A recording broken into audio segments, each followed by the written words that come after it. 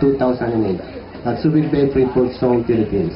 Signed, Officer in Charge of the Law Enforcement Academy, Lieutenant Erwin M. Cabit. And the Chief of Operations of the Law Enforcement Department, Major Vicente J. Tolentino. The graduates of the Special Weapons and Tactics Operations Course Class 05 2008. Officer Abante Rami A.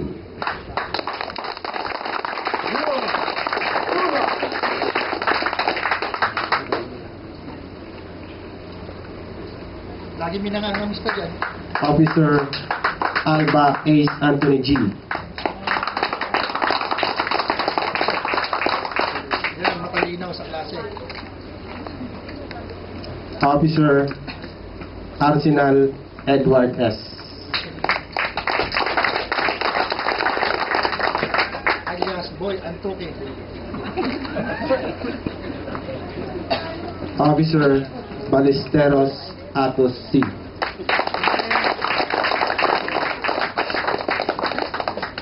Si Matang Pusa.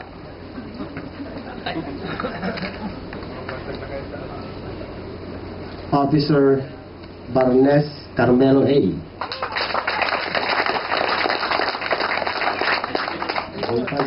Si Boy Ika. Ay, umabot, no? Officer Bustamante Christian G. The endorser.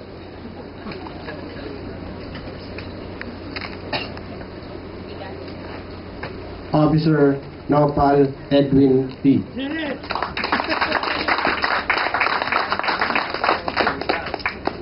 The funny man. Ang seryoso tayo nakakatawa yan.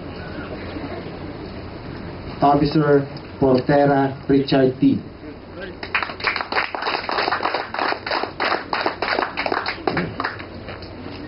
Boy Kembot.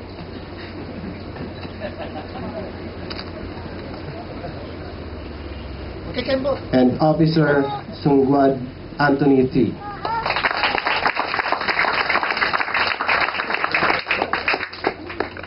Si Boy Tanong.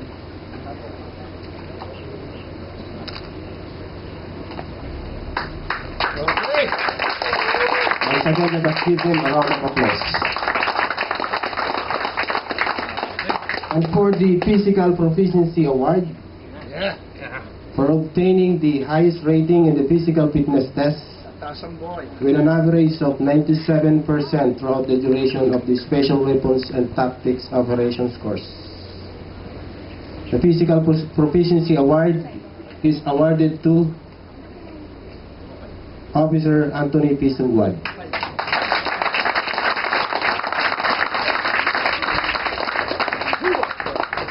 Wow! Tarzan boy. Wala si Chita, siya muna ang Chita. And the Certificate of Merit for graduating as number 1 of the class out of 9 students. A Certificate of Merit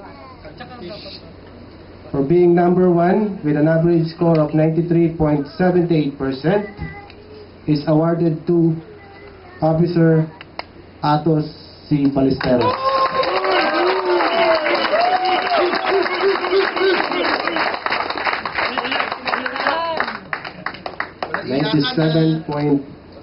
.78% or 93.78%, I mean. And a certificate of appreciations for those who rendered their duties and service as trainer, instructor, guest instructor, and the training director. May I call on Officer Nolan O. Habala. Tanggapin mo, 5,000 yan.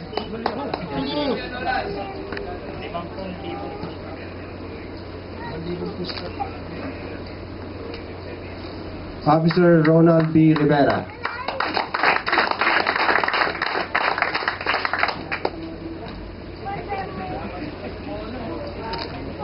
Officer Jesus D. Castro.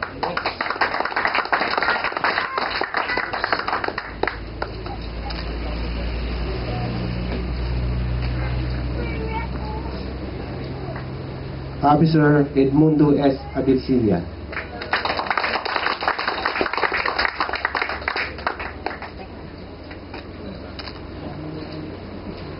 Officer Gilbert Carlo E. Cabrera. Yun! Yankee Juan Jr. Officer Alejandro S. Padar.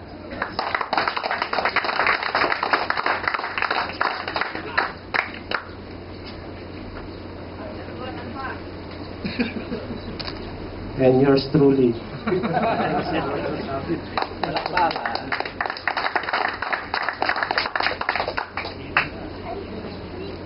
Thank you, sirs.